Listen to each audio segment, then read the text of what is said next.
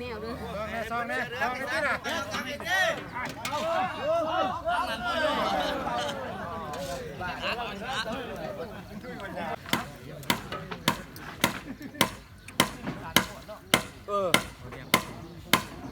ที่สุ่มได้ยังกินข้าวสามัคคีทุกคนเลยย่อเฮือนวันนี้เห็นอยู่กระด้างก็มีอยู่เฮือนก็มีก่อยเป็ดก่อยไก่ก่อนเสาๆทุกคน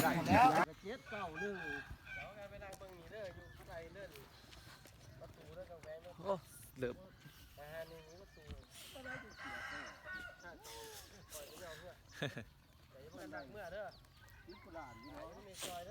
คือบอกข่อยซื้อแน่ข่อยซื้อมือถือไปซื้ออันนั้นเดี๋ยวตับเว้ยสบายดีเด้อเจ้าทุกคนมาพบกับ2 บุญนิดิตอนเสาร์วันนี้ไม่ย่อเฮือนได้นี่สิพาทุกคนมาเบิ่งย่อเฮือนพอดีคนมาหลายล่ะย่อเราไปแห้งตอนนี้ทุกคนย่อล่ะกำลังสีย่อเนาะแล้วย่อมาแล้วเห็ดขากันนะดินี่เลยเห็ดแต่เสาขนาดดุยไหวอยู่ไหวตอนนี้เพื่อนก็เริ่มย่อแล้วนะทุกคนพอดีว่าคนกับมาหลายเติบเนาะเพื่อนก็ย่อถ่าเฮาเนาะเขากำลังมาเนาะก็เลยตั้งกองใบจังน้อยหนึ่งทุกคนเดี๋ยวสิพามาชมบรรยากาศเนาะตอนเสาๆย่อเงินเอื่อยเนาะอยู่นี่แหละอยู่บ้านเขาเองเนาะคุมมือไส้นี่แหละทุกคนนี่กำลังเดิมย่อเลยเนาะกะฮาพี่น้องเนาะทุกคนแต่ละเงินแต่ละนี่แหละอยู่ใกล้ๆบ้านเขานี่แหละมาซอยกันทุกคนจากเด็กจากน้อยเนาะนี่เดี๋ยวสิพาชมบรรยากาศไปเรื่อยๆเนาะทุกคนตอนเสาๆสิเป็นแนวใดก็ติดตามชมเบิ่งน้ำกันเนาะก่อนสิเบิ่งคลิปนี่จบก็อย่าลืมเด้อทุกคนกดไลค์กดติดตามให้แน่เนาะทุกคนเพื่อเป็นกำลังใจให้บุญอินดีเนาะเดี๋ยวคลิปนี้ก็สิพาเบิ่งกันยาวๆเนาะย่อเฮือนอายเนาะที่เฮาซื้อมาตั้งแต่มื้อผู้ใดอายไปซื้อมาเนาะครับไปมางมื้อนั่นแหละทุกคนที่ผ่านมาเนาะที่คลิปก่อนหน้านั้นเนาะทุกคนสิได้เห็นอยู่ดอกเนาะทุกคนถ้าไผเบิ่งคลิปนี่จบเนาะทุกคนนี่ตอนนี้กำลังเดิมกันเลยเนาะกำลังเดิมย่อกันเนาะก็ได้คนเนาะมีแต่พี่น้องกันนี่แหละมาซอยกันทุกคนเลยหากันมาย่อซอยกันอันนี้เกยแล้วก็ซื้อเฮือนเก่าแล้วเนาะทุกคนเฮือนมือ2มันซะก็มาปลูกเนาะตามงบประมาณเนาะทุกคนนี่ก็มาเบิ่งมาส้มกันเนาะไหลซ้ำนี่แหละทุกคนนี่แหละวิถีชีวิตเนาะแบบบ้านๆของเฮาเองตามงบตามสถานะว่าซั่นซะมาเบิ่งบรรยากาศนำกันเรื่อยๆเนาะตอนนี้กำลังตอกจ่วยตอกยังอยู่นี่แหละเดี๋ยวก็พากันยุกใหญ่เนาะทุกคนยุกเอาขึ้นยุกเสาขึ้นเสาเนาะเสาปูนนะทุกคนให้มันสูงขึ้นกูเก่าหลายๆคนหมักมาตัวนี้2 ตัวนี่กับมันเข่าหนากองกูเบิดเลยคักกันนี้เนี่ยอย่าเข่ากอกน้ำกุยอีกมาแดงตัวนี้โอ้2 ตัววันนี้ก็ได้เอานี่ทำไมล่ะนี่โอ้เมื่อกี้อยากมาเข่ากอกเนาะกอกบัวใส่ส่งใส่เสือนี่ตอนนี้ก็กำลังสีเดิมย่อเนาะกำลังหาจ่วยหายังใส่กันก่อนเนาะทุกคนเพื่อป้องกันความปลอดไฟเนาะทุกคนก็นี่ก่อนเนาะทุกคนนี่หาจ่วยหาเจี๋ยเนาะเพราะว่าเพื่อนนี่กับบริเวณใหญ่ล้างใหญ่ปานใดดอกทุกคนถ้าเสาใหญ่มันกะสิใส่รถเคนเนาะมาย่อขึ้นรถเนาะกะสิบริใส่คนร้ายเนาะทุกคนนี่เดี๋ยวเราไม่กินของบานก่อนเนาะทุกคนก็ต้องกินของบานนับเนาะเพราะว่าย่อเฮือนในมือนี้แต่ละงานก็ต้องมีของบานเนาะของสุกของบานก็ไม่กินนั่งกินของบานกันก่อนเนาะทุกคนจะข้าวนึงเดี๋ยวเราจังสิไปย่อต่ออีกเดี๋ยวเพิ่นตอกจ่วยตอกอย่างเดียวก่อนจังสิไปย่อขึ้นเดี๋ยวจะให้เบิ่งเนาะทุกคนตอนนี้เราก็มานั่งกินอันนั้นเด้อเนาะนั่งกินของบานก่อนทุกคนเราก็เว้ากับไอ้น้องเฮาแน่นอนน้อยหนึ่งมานั่งกินท้องบ้านตอนเสาร์เนาะตาก็อยากตุบๆแน่ทุกคนเพราะว่าเฮาก็ตั้งตื่นมาสันซักก็ได้สวยหน้าสวยตาเดี๋ยวเฮาก็มันมาอันนี้เลยเนาะมาย่อเฮือนกันเลยเนาะเพื่อนกับสีนายังอันนั้นตุบๆตีบๆอยู่เนาะตอนเสาร์ๆบ่ทันสดชื่นปานใดมานั่งกินก่อนจะข้าวนึงทุกคนเลย เดี๋ยวสิถ่ายบรรยากาศให้เบิ่งไปยาวๆเนาะนี่เอาเดี๋ยวสิถ่ายบรรยากาศให้เบิ่งยาวๆกันเลยเนาะทุกคนเนาะ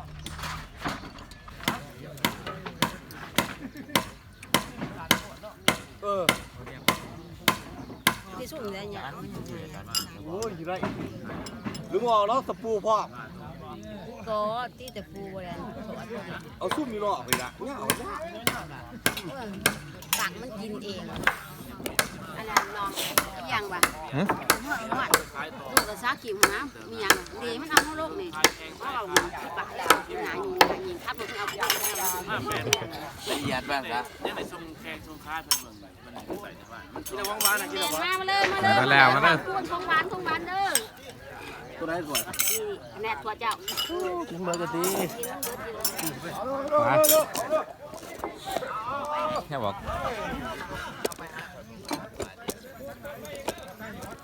ของหวานกับมาเด้อ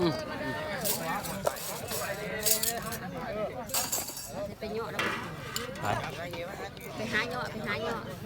อันนี้จะหันแล้วก็ไป นี่ยังนะคือว่าใส่ถ้วยนะ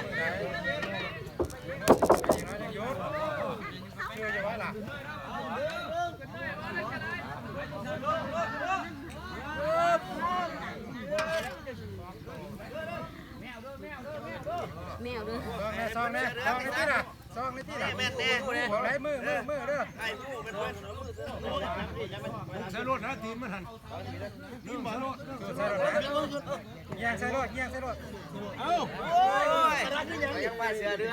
จะหูจะบอกไม่เอา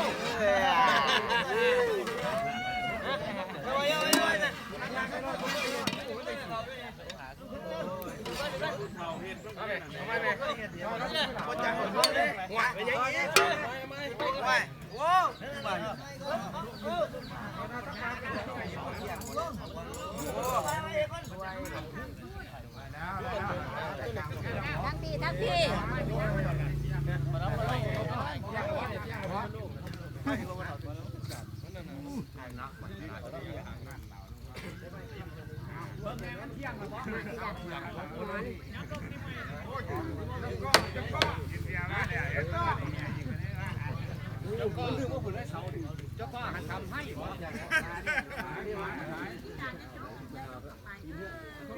ได้นวดตายด้วยนักเอาเลยแท้ ได้สักครั้งหนึ่งสองครั้งเขาอยากว่าเศร้าบนแย่ นึ่งแล้ววันนี้หันแย่มาก่อยอยู่จังหวะ ฝนตกห้าม200,000หา หมูพง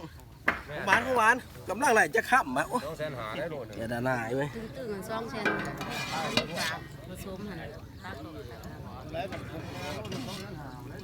มาแล้วเบ้า เราจะไปถูกสาย ครับเพื่อนพูด ดีเจเลยนะมันไงเนาะต้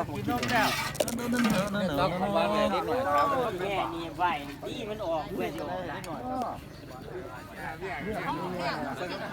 ถ้ามาไม่เอาเมื่อไหร่ก็แย่ เพื่อจะออกจากกี่แง่ด้วยกับผู้ใหญ่อยู่เขา มันกระบอกมีห้างดอกคนย้ายเดียวนี้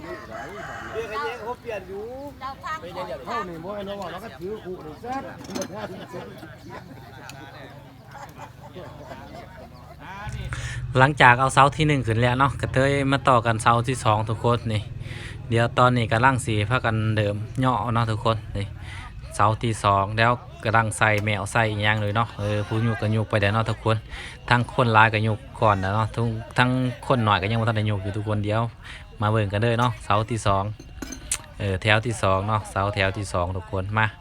เบิ่งกันเด้อเนาะกำลังเดือกันเด้อเนาะสามัคคีคือพลังเพิ่นว่าทุกคนนี่นี่แหละวิถีชีวิตเนาะทุกคนย่อเฮือนชนบทเนาะทุกคนแบบนี้เด้อเนาะแบบยุคเก่าเนาะทุกคนย่อเฮือนแบบนี้มาเบิ่งกันเด้อเนาะอันนี้ก็เป็นเสาที่2เนาะทุกคนแถวที่2เนาะกำลังสิยกขึ้นเนาะกำลังย่อมาใส่ตีนเสาทุกคนนี่เดี๋ยวตอนนี้ก็เดิมกันเด้อเนาะบางทีเบิ่งกันเลยทุกคนมันก็สิประมาณนี่แหละทุกคนในการยกเสาเฮือนในมือนี้เนาะก็ซอยกันดึงซอยกันครึ่งไว้เนาะอย่ามัน พิษฝาดเนาะทุกคนนี่กำลังสิตอนนี้กำลังตั้งเสาหั่นน่ะทุกคนกำลังตั้งเสาขึ้นเนาะเดี๋ยวเตรียมใส่จอยใส่หยังกะสิยกขึ้นใส่ตีนเสาเนาะทุกคนนี่มาเบิ่งกันยาวๆกันเลยเนาะทุกคน ปล่อยเพิ่นตอกจอยตอกหยังก่อนเนาะทุกคนเดี๋ยวก็สิถ่ายไปยาวๆหั่นแหละทุกคนย่อเดี่ยวเนาะในมื้อนี้ตอนเช้าเนาะนี่กำลังหาเกียมจอยเตรียมหยังมาใบเนาะทุกคนผู้ดึงจอยผู้ดึงแมวผู้ดึงผู้ย่อเนาะทุกคนซอยกันเฮ็ดคนเดียวบ่ได้ได้ทุกคน ต้องซอยกันหาพี่น้องมาซอยกันนี่แหละคลิปนี้ก็ถ่ายให้ทุกคนได้เบิ่งเนาะบรรยากาศตอนเสาๆย่อเฮือนนี่ มาเบิ่งกันเลยเนาะทุกคนบาทนี่ยาว ยาวปวดยาวเอายาวแล้วตียาวสารปวดให้เนาะยาวเอายาวตัวยาวได้แล้วว่าคางนะคือได้สารตัวยาวเนี่ยหน่อยวะแล้วมาต่อฟุตซี่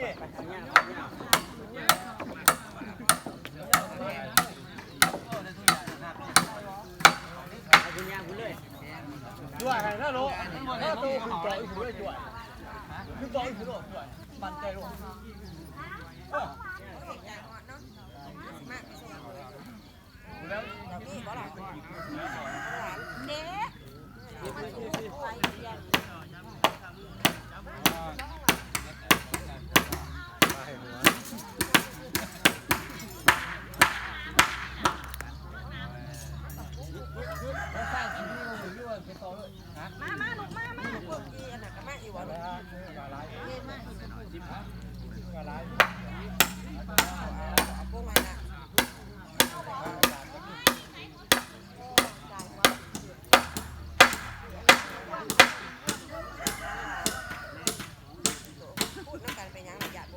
โอ้ยพูดนะดิ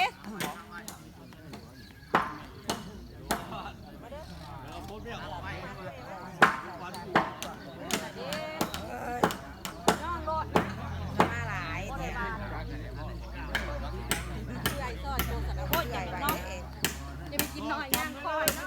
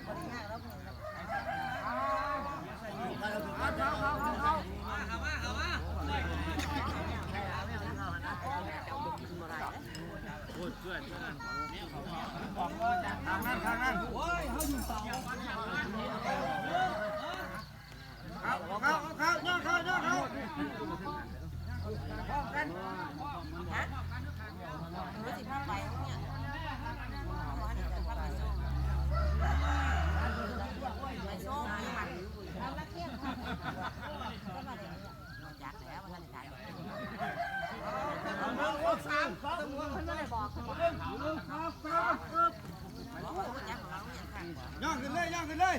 จอยได้ขึ้นเลยขึ้นเลยย่างน้ำจอยดิย่างน้ำจอยดิเอาเลย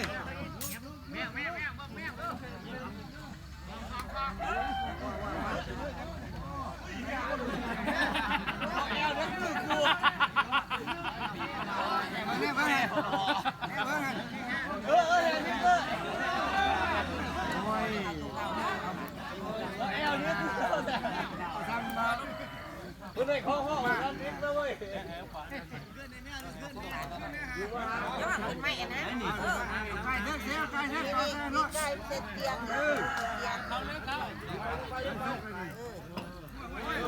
ได้เป็นเรื่องเกลือไม่เหลีย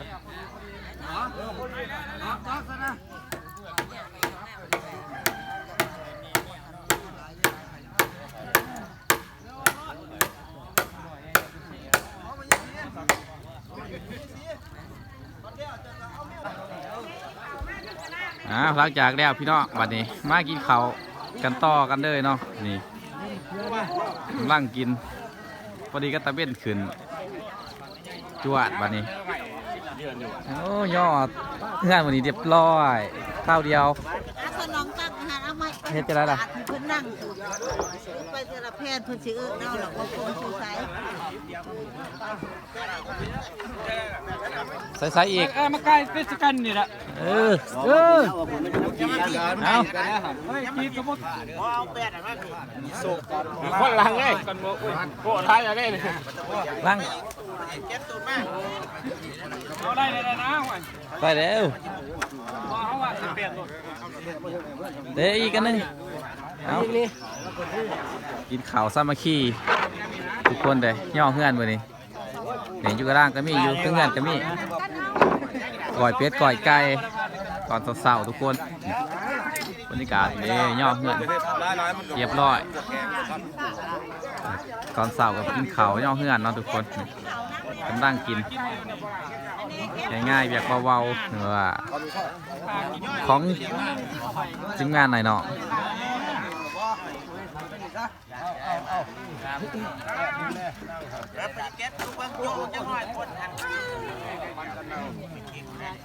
กิน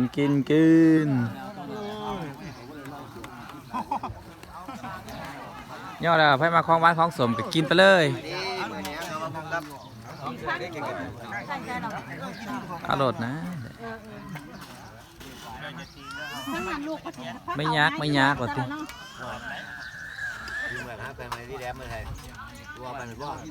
ตัวใส่โอ้สกินคนเดียววะนี่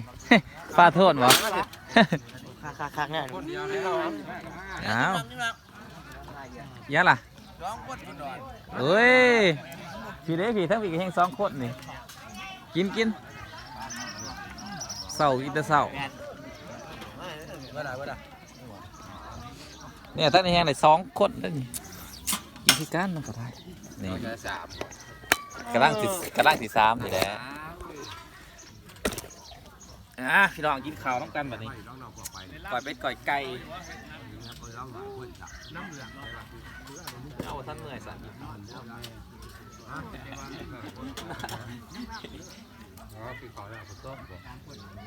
ว้ายขึ้นมาได้ไม่วะผมท้องอย่างนั้นเลยตา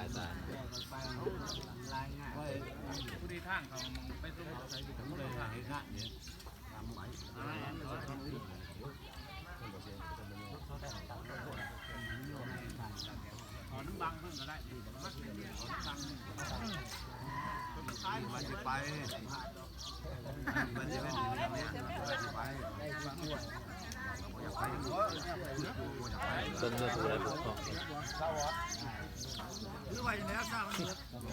ลยผมก็เอาผู้ไปหายไหมครับไปทันเอาไว้ก็ถามเขาตัวที่เอาไว้ยืนตัวนี่ตัวนี่ตัวมากิน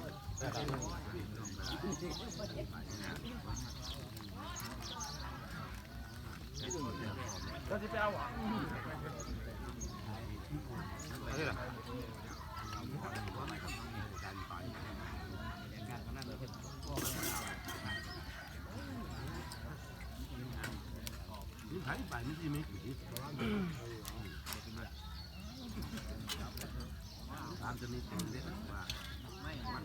คนตัวแห่วันไหนจะใจอยู่ไม่ใช่ว่าคนตัวแห่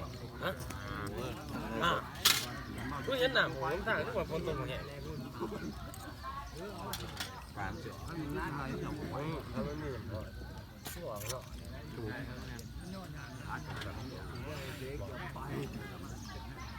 ประหยัดทำรับ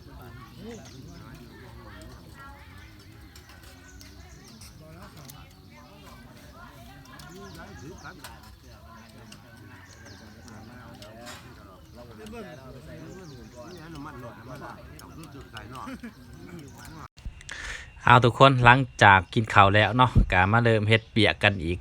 จักหน่อยเนาะทุกคนมาตอกไม้ตอกยังครึ่งใบอะไรทุกคนนี่ ใส่เอียงแหน่ต่างๆนั่นนะเนาะทุกคนเนาะนี่เด้กะสิเดือคนบ่ร้ายปานใดเนาะเพราะว่ามาย่อเนาะทุกคนนี่ก็มาเฮ็ดมาสร้างก่อนเนาะทุกคนจักหน่อยหนึงเดี๋ยวเราก็สิถ่ายบรรยากาศให้เบิ่งเนาะก่อนสิจบคลิปเนาะทุกคนนี่ใส่คือใส่ค้างใส่เอียงนี่แหละทุกคนต่างๆนั่นนะเนาะเฮากับบ่ฮู้เกี่ยวกับเฮ็ดงานคือปานใดเนาะทุกคนก็สิถ่ายบรรยากาศให้เบิ่งเด็กๆน้อยๆนี่แหละทุกคนนี่กำลังพากันย่อไม้ย่อหยังนี่แหละทุกคนซอยกันตอกไม้ตอกหยังนี่แหละเนาะคลิปนี้ก็ฮอดนี่ก็สิขอจบไปซ้ำนี่แหละทุกคนพอกันในคลิปหน้าเนาะบ๊ายบายเนาะขอบใจได้หลายทุกคนที่เขามาติดตามนะครับชมเนาะบ๊ายบายทุกคน